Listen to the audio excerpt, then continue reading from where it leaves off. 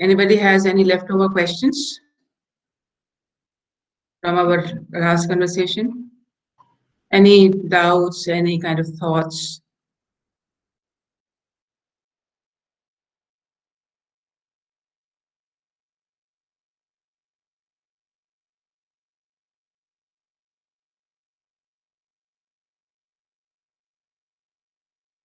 Anyone can remind me? What did we talk about in our last class? In the last class, we were discussing different offenses from the gender perspective. We discussed in the previous class murder, the offense of murder. Then we discussed the offense of rape, and also a slight bit of your article. Okay. So do you have any thoughts and reflections?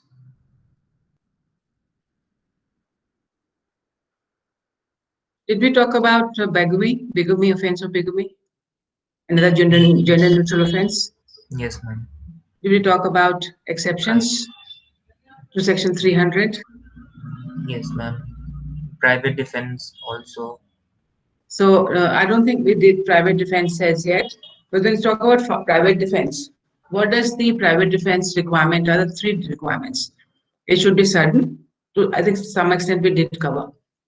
It should be sudden. The force used is proportionate, and no time to take recourse to public authority. So all these standards are not relevant in the manner in which women face violence. That's another gender neutral category, but which is in its conception is focusing on the kind of dangerous situation which men encounter in their lives and not what the women encounter in their lives. So okay, um, we need to look at we did look at big. Let me share my continue with my slide.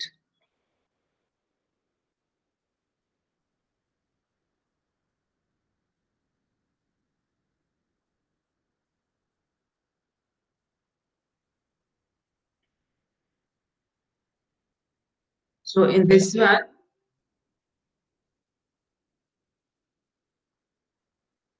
what we have is that the section only says whoever marries, but the judges have introduced that the second marriage should have been solemnized, and therefore, if it is not solemnized, so what are we doing? We are saying, you know the rule of estoppel? You are stopped from doing saying two different things at two different fora. But here, what does this man who marries again in the lifetime of a wife, to the world he presents, she is my wife.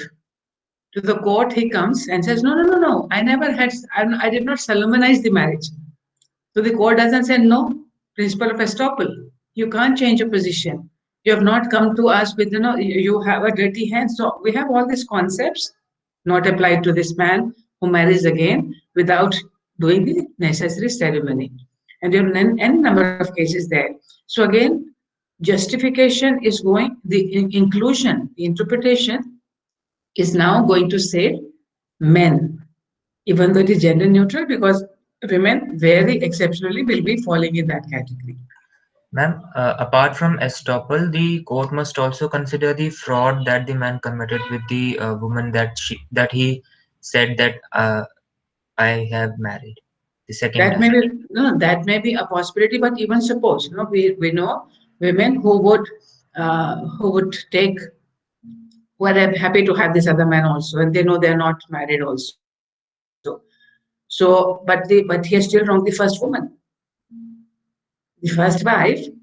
So what does this man? Many times the plea is that my first marriage was never solemnized. This is my valid marriage. So even there, he's kind of trying to wriggle out of from the factor also that no, I was a minor, something that the first marriage was by fraud, so it was never, or it never happened. So the woman will keep on, will have to now bring documentary, to prove that she was married, the first wife. So that's again creating a situation where men marrying again can get away from the prosecution, even though it's a very minimal punishment there. Now, who can file a complaint? Again, the first wife. So when our Dharmendra Kumarji marries again Hema Malini, of course they do the. Now these are classic cases. You've seen this in your all your family law cases, where they will convert, they will do this fraud of conversion just to get married. So if the first wife doesn't complain, there's not the prosecution doesn't come to the prosecution even for this minimal punishment cannot initiate unless the aggrieved party. So the party is again gender neutral. So the husband can also do it, husband, wife can also do it. But we do know in practical scenario, it will be only the wives, and they do not have the wherewithal to fight these husbands. Husbands in a monogamous marriages, husbands with more economic power, husbands with no stigma attached with a second wife in their lives. With all that, how does this first woman fight?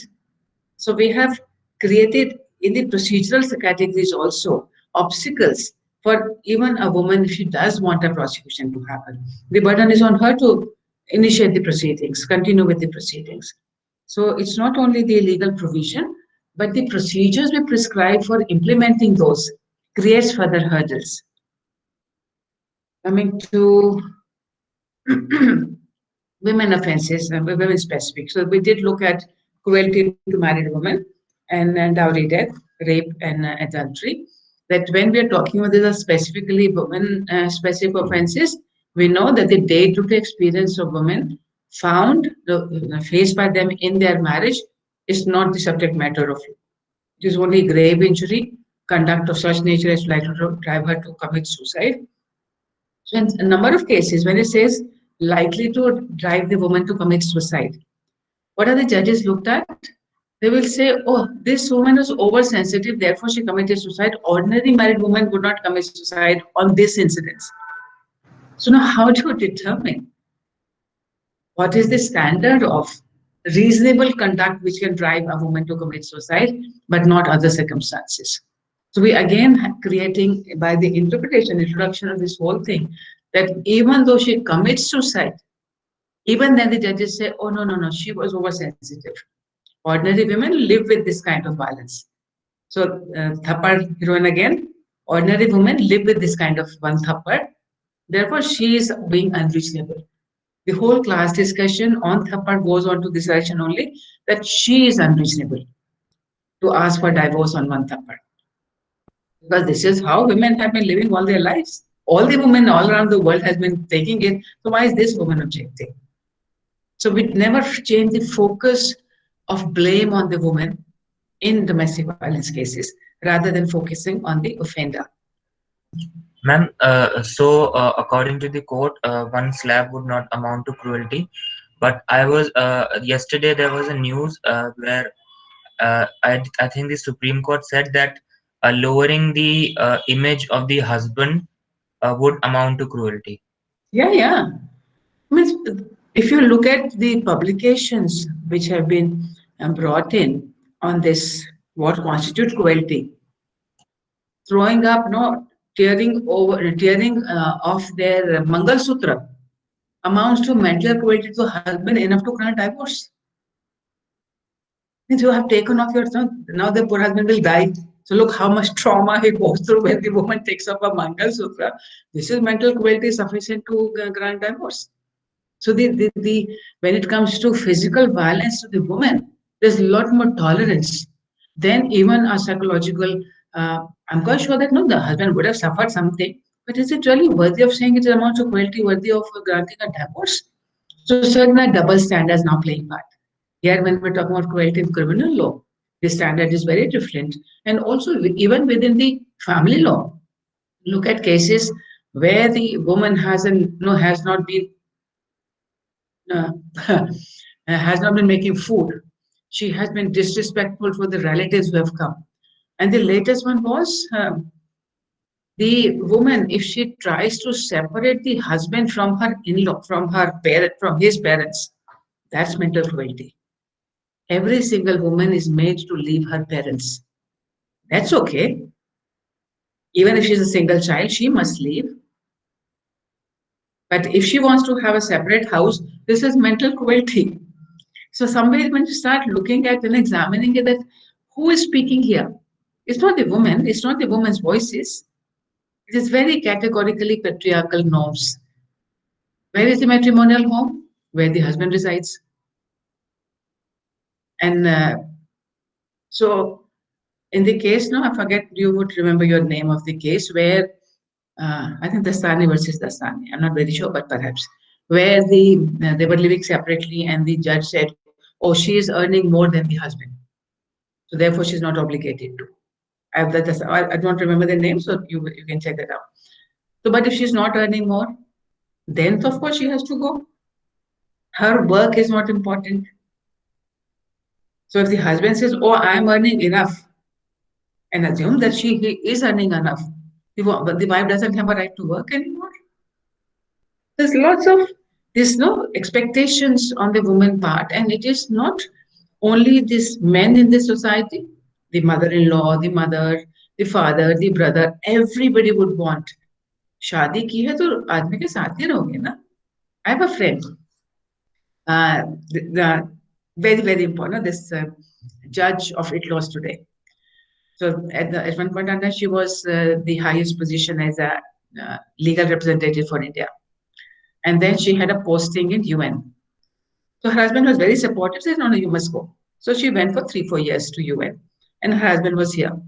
Everybody kept saying, "Oh, poor Naresh, poor husband, he has been left behind." She says, "No, he is at his, at our home. There are dogs, there are servants, nothing has changed in his life except I have gone. I am alone in UN. There's nobody with me from home. So nobody is saying that Niru has gone there. Everybody is saying poor Naresh has been left alone." So this is a family where the husband is supportive, but everybody else in her native family were all empathizing and sympathizing with Naresh, the husband, but not with Niru, who has gone on official job with the support of the husband. In fact, she was reluctant, but he said, "No, no, no, you must not mature." And very supportive husband. But the attitude, he has been left alone. Nobody is saying she has, no, she had to go all alone. Husband did not think of leaving his job to, or take a leave from 3 years to join her. And that was okay. Neither the real couple did not expect that. But the whole society expected that she should not have taken. And when I'm saying society, I'm talking about the extended family and her immediate family also. So therefore, this whole manner in which we construct, this whole thing about private-public dichotomy, what is the woman's job, what is her primary role, it keeps on getting reinforced in all the laws that we keep looking at, whether in criminal law or other areas. So cruelty, this we saw. And then we have this whole complaint about that women are abusing it, they're false complaints. And I think we did make that point earlier when we said that when you look at the offenders in the offenses against women, many a times these are the family members. The analysis or this proper field work is not available on this subject. But we do know that at one point of time, even NCW said, National Commission for Women said, women are abusing and they are making false complaints. You ask them the data, they don't have. So you will get one member who's supposed to be the woman friendly, makes non-women friendly statements. And the assumption is that if a woman has withdrawn her complaint, it means that the complaint was false. What may be the possible reasons? I'm asking each one of you to think about and come up with answers. What may be the possible reasons because of which a woman withdrew her complaint? One certainly is that she made a false complaint and therefore she was only trying to arm twist. What may be the other reasons because of which the woman may have withdrawn a complaint of cruelty? And then we can extend that to even rape. Ma'am, pressure by the accused and also by the family of women. Mm-hmm. A native Ma'am, family it does has. happen. Mm-hmm. Yes. Ma'am, it does happen in our family also. our मतलब हमारी भाभी थी, ठीक है, so she was subject to physical abuse by her husband, so she made a complaint, and later on our relative cousin who apologized, went to her home, and convinced her such kind of thing will never happen in future, and so she withdrew her complaint. So there may have been an apology from the wrongdoer, and she accepts that apology. Yes, ma'am. Yes, ma'am. Good, good. So it's not only that she is only under pressure to withdraw without any apology, maybe also because she genuinely feel that no, okay, her grievance has been addressed, and therefore she is happy. So whatever is causing her anguish has been taken care of. Yeah, right now they are living right now very happily. They have two daughters, Mhm. and Yeah, she no, was no, also we willing have to give a known, chance to the marriage. we have known number of other scenarios also where the woman complained, both categories. Woman complained and she was thrown out. Woman complained and the family again stood up and said, oh, realize that no, it has gone too far. So it may be that no, she thought something, she must have found that maybe by living separately, she was having a harder time with the children, or she had to leave the children behind, and therefore she didn't want to leave them behind. They were not letting her have that.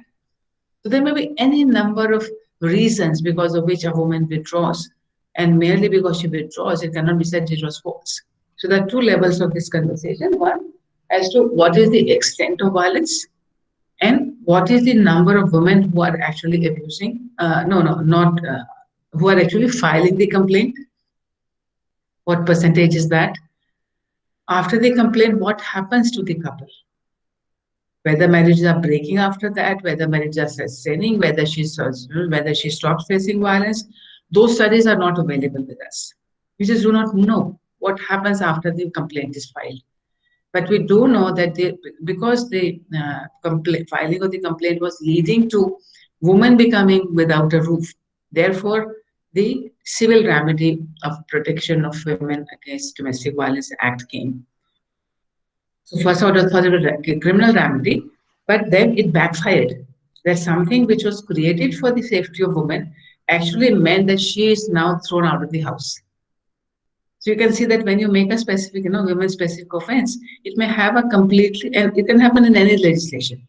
You make a law for a certain purpose, but it results into unforeseeable consequences. So then you need to remedy that also. And it is also said that today's problems are result of yesterday's solutions. So what was found, it was thought that 498A will help women, protect women from cruelty, but it resulted into their beggar bar. No, they were just thrown out of those homes.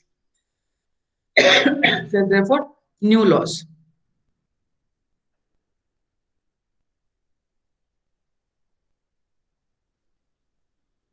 Where is my slide? Here.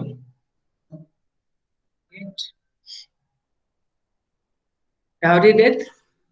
After 7 years, assumption, no dowry harassment is there. The definition of dowry is certain, and I said that I'll come back to it another day. So we'll let this pass. Meaning of dowry, we'll let it pass. Yeah, so Ankit was talking about that this is what we have looked at. That so one aspect of the rape laws, it is very gendered in the sense that it is only between men and women. And as long as the third identifies as men and women, they would perhaps still be protected and covered. But if they do not, then if they want to assert their identity as a T, then this law doesn't protect them against the rape and violence. Whether 377 protects them? Remember 377? That is also the doer, the And offender that is still a man. says man, woman. No. The offender is true. That also is limited to man and woman. So, and also the perpetrator is a man. So, if a man abuses another man, he is liable when it is unwanted homosexual activity.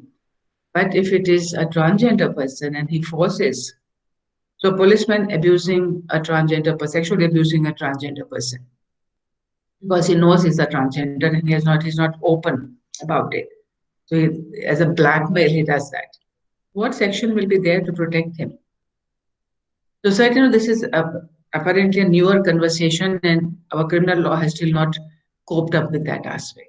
First of all, they didn't exist. Now that they do exist, we've still not gone there and looked at as to what's happening. I think only the transgender app might be of help because it mentions sexual offense, but that also says 6 months to 2 years Yeah, yeah. maximum So the punishment. punishment was kind of, they were not, this is kind of a laughing matter to say this will be the punishment when T are abused. But if a woman is abused, sexually abused and exploited and raped, then you can go for even death penalty in some cases. You can go, so death penalty still when the woman is not there, that's a different. But 20 years, minimum 20 years, minimum 10 years. So look at the distinction between the two kinds of sexual abuse, two different kinds of human beings. So what is the rationale for saying in case of woman rape, then such huge punishment, severe punishment, but if a transgender person is raped, then it's minimum only a symbolic maximum 6 months. So this is very very troublesome. Then the point I was making in this slide is that the offenses, dowry death is listed in offenses against body. Cruelty to married woman is a separate offense, is a separate chapter. Marital rape is part of the sexual offenses. So these are not considered as offenses relating to marriage. So what are the offenses relating to marriage? Marrying during the lifetime of another woman, of the wife, misguiding a woman for cohabitation on the pretext of marriage. So those are seen as offenses against marriage, but marital rape is not considered as offense against, because the moment she marries, it is assumed it's not sexual property of the husband. So what is this concept of marriage which does not recognize the individual body of the woman at all? So what is our concept of marriage itself? You can do violence to the woman and it is not an offense against the marriage, even though the fact that you are able to, not able to, you are using your power to abuse because she's married to you.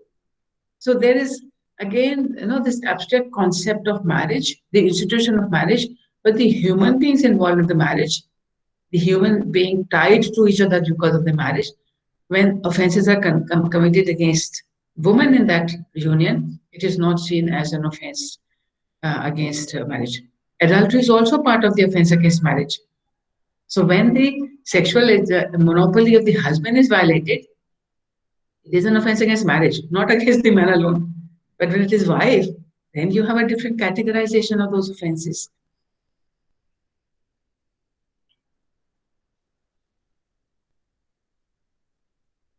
You've seen, we've all been, I'm assuming, in your LLB class, LLB first semester, did you read Tukaram Mathura rape case and the open letter?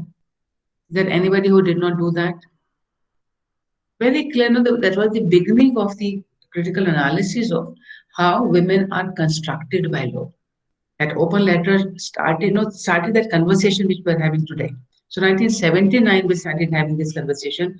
Law has been since 1860. So, and Usha Ramanathan's article also gave us a glimpse of how gender had played out in these many years. And women groups were raising other issues. They were not looking at how law is looking. Everybody was looking to law for providing succor to women, providing safety, protection, upliftment, everything through the process of law. Tukaram brought to the surface the inherent biases in the law itself, in the manner in which the judges interpret that law, the manner in which the law is implemented. So all that conversation changed, that law is not only an instrument of empowerment for women. Actually, it has been used as an instrument to disempower women, to discriminate women, even though there is a fundamental right to equality. So that's a very landmark, That's a landmark in the critical studies on women's the relationship between law and women. And I do not know whether you were taught, whether your teachers talked to you about Premchand. It's 10 years later than Tukaram. Premchand, State of Haryana versus Premchand. Anyone who knows about this one? So this was a case where another young girl ran away with her boyfriend, and the family complained. They were made to then come to the police station.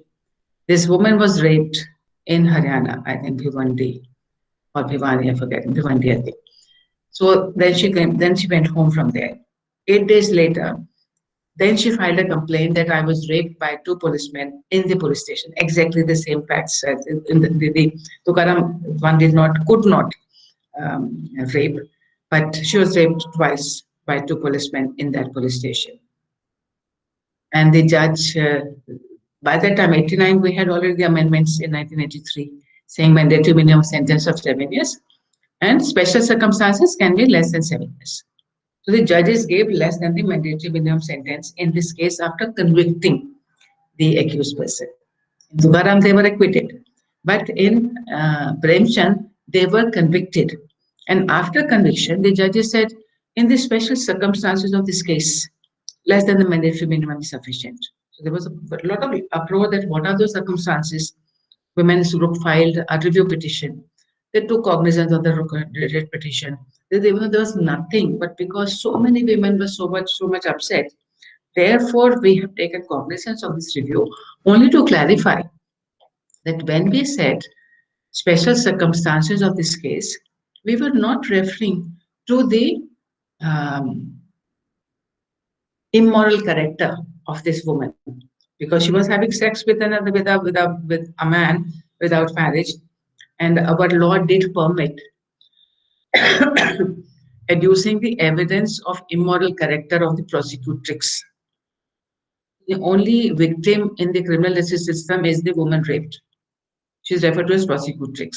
All other complainants are not prosecutrix or prosecutors. It's only the rape victim, which is the prosecutrix. And prosecutrix past moral character was admissible in evidence. Past moral character of the man was not admissible. And that is where in Tukaram, Ganpat and whatever the Tukaram and Ganpat, the fact that they had semen on their trousers while on duty was not seen as indicative of their moral character. So the focus was on her moral character. So in this one, the judges said, no. And a lot of judgments have come saying, no, you should not be doing this. They said, no, we were not talking about the immorality or her conduct. Her conduct in terms of sexual proximity activity, but the fact that she reported the matter 8 days later.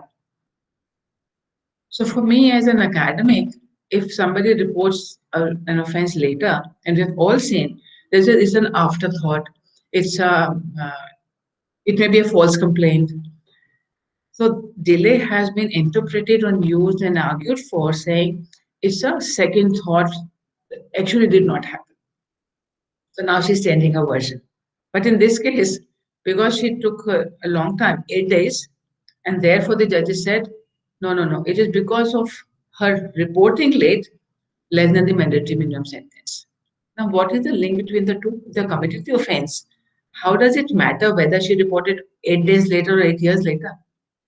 If you are giving them a benefit of doubt because she reported late, we will say benefit of doubt. I can still understand that. But no, convicted. They did commit the rape. But the fact that the complaint was 8 days later, therefore less than the mandatory minimum. Then we have around the same time the Bhavri Devi incident which happened. Bhavri Devi was the Sathin. This is the prelude to Vishakha. So in Bhavri Devi, the woman, Sathin, she is on the payroll of the government, just 150 rupees per month, but her job was to educate people in the village against child marriage.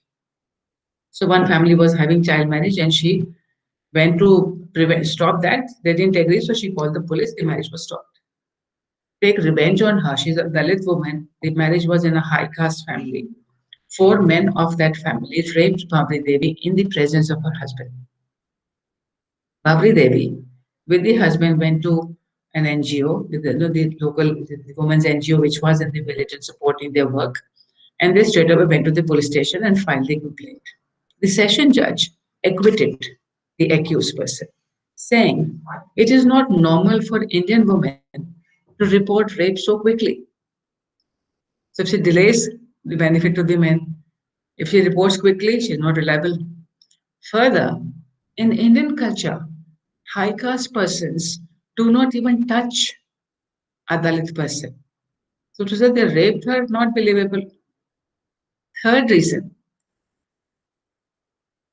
Indian culture, sex is a very private activity. The fact that people of different age groups or the same family will rape her in the presence of each other, not acceptable, not reliable, not believable. Acquittal. So where do women go with, no, with all these changes made in the law in 83? You get in 89, a same situation repeated. Nothing changed on the ground for the woman or in the minds of the people, judges, policemen, other people. Nothing changes just because the law comes in. So we believe, oh, now we got a law and women are free to now blame anyone. When they blame somebody, whether the man gets acquitted or convicted, irrespective of that, what happens to the woman who says that I've been raped? What is her status in the family? What is her status in the neighborhood? What is her status in the school? If she makes a false complaint, she must be mad to be thrown out of the school, to be shunned by the neighbors, to be not married again ever in life. She's putting all that at stake when she makes a complaint of rape. Then we have the critical scenario where it is a love affair. Now we've got young couples who are wanting to experiment before they marry. The man says, oh, this is, if the understanding initially, many times it is, the young people, modern couples, will live together and then see. Or the man says, no, of course I'm going to marry. So there are two scenarios of live-in relationships. One live-in relationship scenario where the man made the promise that I'm going to marry and then changes. The cohabitation began because of the promise of marriage. Other circumstance where two people came together, started living together, and they were trying to see whether it will work or not. And the woman at some stage starts thinking that now this is going to culminate in marriage, it doesn't. For whatever reasons, it doesn't. People change their mind, circumstances differ. There may be 1,000 reasons because of which a relationship does not work. So then two consequences. Either the woman said rape, or if the woman breaks it, the husband will, no, not the husband, this boyfriend will throw the acid. Neither the two are ready to accept that this was a relationship without marriage. So neither the man can take a no in this scenario, nor the woman is ready to take a no, either way, depending on who broke the relationship. So that's a scenario which has to be distinguished from the scenarios where a married man projects himself to be unmarried and promises marriage. Then it's a case of fraud, acquiring consent by reference to fraud. So, and we get very confused. We always believe that if no, and we are now getting more and more cases, and it is all varying from judge to judge. In some cases, we had this case. The name will just come back to me, in which the judge have said, the woman, she was in this living relationship for a long time. She had abortion twice, but the men kept saying, yes, yes, yes, I will marry you, I will marry you, I will marry you. And the judges did grant her maintenance in that case, even though there was no marriage, and she was treated as a wife, but no marriage had happened. So that's one kind of, lately, I think a few days only, last month perhaps, the judgment came that if she has been in a relationship with this man for 4 years, then she can't say rape. And because it's all newspaper reportings, so unless we actually go and look at the case, What the newspapers report may not be the correct presentation of the facts. So judges have been most of the time making a distinction where the relationship just did not work out. But it was not that she was induced to have sexual relationship on the promise of marriage. Earlier cases, um, 20 years ago or so, even the promise of marriage was not seen as a ground for saying rape. The judges earlier were saying that as long as she knew the nature of the act, nature of the act was it's a sexual act. So if she knew it was a sexual act and she consented, this was sufficient consent. The whole concept of consent has undergone a major change since then. So then we got into this scenario when the first case came on consent that she consented to have sex because he promised marriage.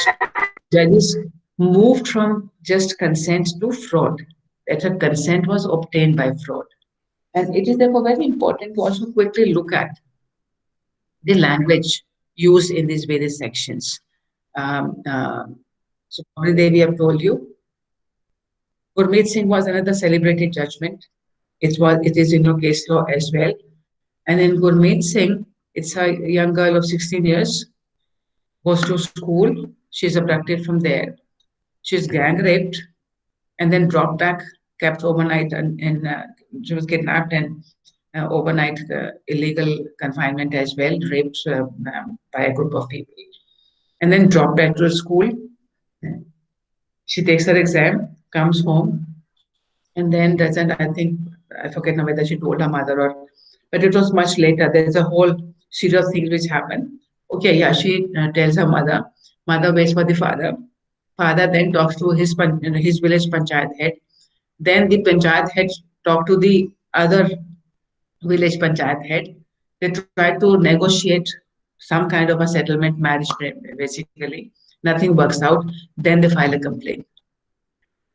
And the judges have written lots of good things, good directions. One should believe one testimony, and they have convicted the accused. At the end of the day, when you're saying corroboration not required, it's been cited as a good direction judgment for the rape victims. When you look at this case itself, the judges do not even use the word gang rape. Omit.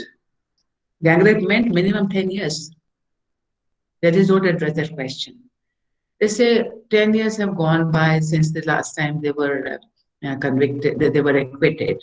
They must have been, they have settled down and they got children. The girl must have also settled down. No need to find out what happened to her. So the manner in which they disposed of the individual case is completely cavalier. It's not at all showing their empathy to the girl who was subjected to gang rape at the age of 16. Nothing. But 10 years have gone by, they were acquitted 10 years ago. So sufficient period already gone, and then some 1,000 rupees, they said, fine. Not even compensation to the girl, even that minimal amount. So the manner in which they actually dealt with the victim is completely in contrast. So politically correct language is Gurmeet Singh. And one has to be aware of this fact that sometimes what meets the eye is not the substance of what is there. Yeah, this was the other case, Modi Satwa Gautam, in which they said that even though this woman, she has been in a long-term relationship, but it's a good judgment about Satwa Gautam in that sense. Chandrima Das is another good example of how lawyers take a lead in creating new laws. Chandrima Das was, she's not the victim. There was a victim, a woman from Bangladesh, a diplomat from Bangladesh. She was on the police station, on the railway station in West Bengal, and she was raped. Different lots of stories there, duped and raped on the railway station premises. And the lawyers went and said, violation of fundamental right, duty of the government to pay compensation. So this was another direction with lawyers took it. So I think this is a very inspiring judgment where the lawyers have changed the whole scenario and taken the whole conversation. So both in the consequence of Bhavre Devi was also that then the discussion was expanded from individual rape of this woman to women threatened by sexual abuse in their workplace. So it is the imaginative uh, use of the law, the various remedies available in the law. So there's a whole series that, something which meets in the face of it seems like women friendly, may not be. And the other where judges and lawyers have actually given different twists to the law to provide actual substantive support to women. Okay, this I'll skip. I don't have time for it.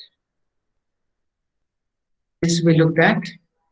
What I want to now look at is will and consent. So we have these provisions. Judges have always said when the first clause is attracted, when there is no consent and no will, which means that if the woman resisted, got injured in the whole process, died in the whole process, resisting rape, then the judges say it was against her will because she was actually fighting.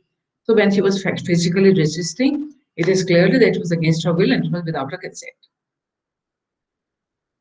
Section 90, which defines what is not consent, tells us that if the consent has been given under fear of four kinds of categories: fear of injury, under a misconception of fact, and the word injury has been denoted to mean harm of four kinds to any person in body, mind, reputation, property. So when you look at the definition of rape, what are the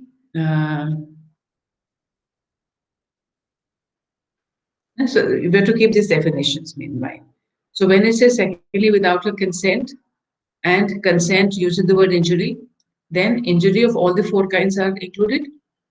So far so good? Understand? Then we have thirdly and fourthly, which is talking about with her consent, when consent has been obtained by putting her or any person in whom she is interested in fear of death or hurt.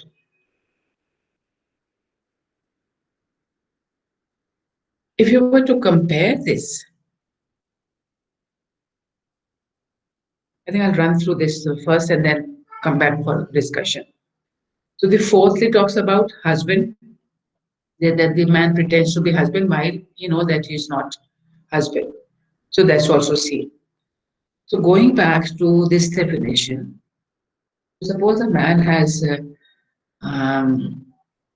girl has fallen in love with another person on the net.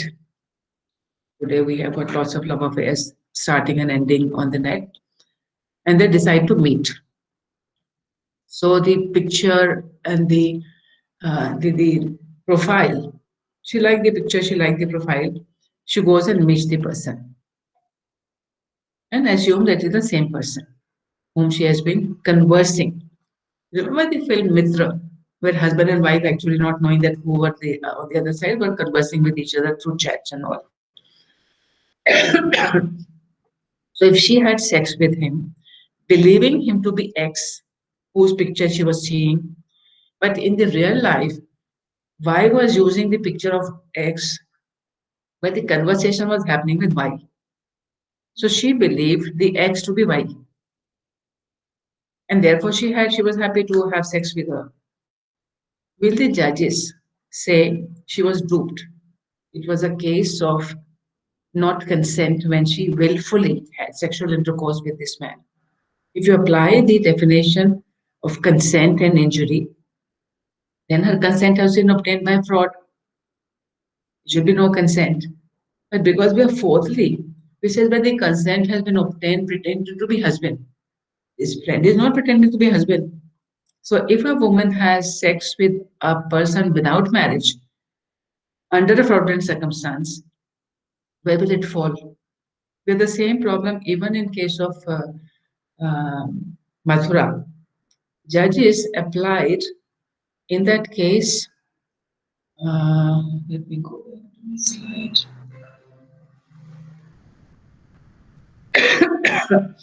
The judges applied in this case obtained by putting her under fear of death or hurt. Thirdly, the judges did not decide the question of consent in secondly. And the judge said that even if she was under fear, the High Court did not say she was under fear. Compare this also further with the definition of um, extortion. In extortion, the word is also if you have been made to give money under fear of injury, and injury referring to the 4-1. It is not consent. So if a man puts you under fear of injury and you give, you have been shown a pistol and you pass you pass on your money to that person, the judges will say no extortion hasn't taken place because you did not consent. But if suppose the woman is asked to say, if you do not have sex with me, I'm going to, suppose it's a boy, ex-boyfriend. She's broken off from him. He said, no, one last time. If you don't do that, I'm going to put your nude pictures on the web. So she's okay. She kind of gives passive submission consent. Is this rape or not? So if the same thing happened that a woman is told by the ex-boyfriend that unless you give me 50,000 rupees, I'm going to put your pictures on the web, and she gives that money. The judge will say extortion. But if she gives consent for sex, then it is not. Then it is consent. So there are two different standards for determining consent in extortion and consent in case of rape. Double standard. Who are the usual people who will be subjected to extortion? People with money. Women don't have usually the money. So the scenario where more likely the men will be the victims, the concept of consent is much wider than when the woman is the only victim actually in case of rape. In case of her, the section should have stopped just with firstly and secondly. There was no need to have thirdly, fourthly, fifthly, etc. But by creating those thirdly, fourthly, Supreme Court used thirdly in case of for acquittal rather than secondly. And the moment we say that she was under, it was under force of fear, then it is not valid consent. But to say that no, she was, even if she was under fear, was it a fear of hurt and death? So when you look at the word injury, I'm again going back to this slide. Look at the definition of extortion. Fear of any injury to that person or to any other. Any other, and it stops. What is the section saying in case of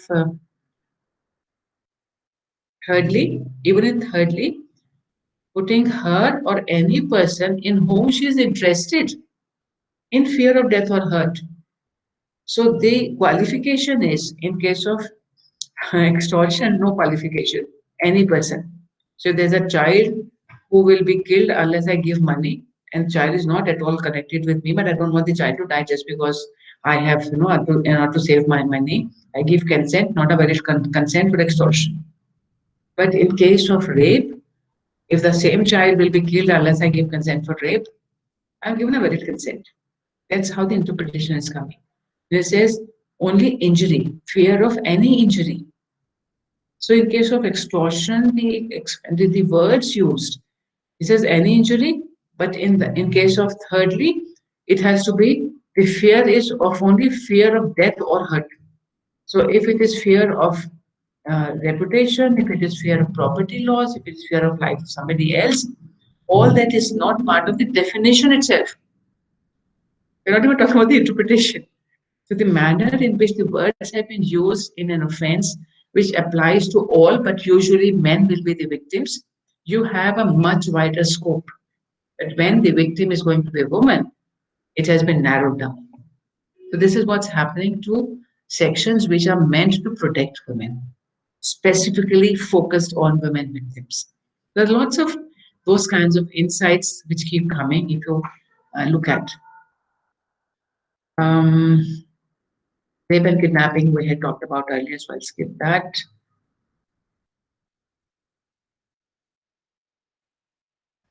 Um, the question here is kind of trying to bring in the conversation on the third, whether all males are perceived as men, and we do know that effeminate men are not considered as males, as men, and they are raped. So somewhere this whole question that even when you look at specific offenses, we do find that there's a lot more gender even in the sections which are focused on a specific sex. I think it's time up for today, 3 o'clock. And anyone who has a schedule, what are we going tomorrow?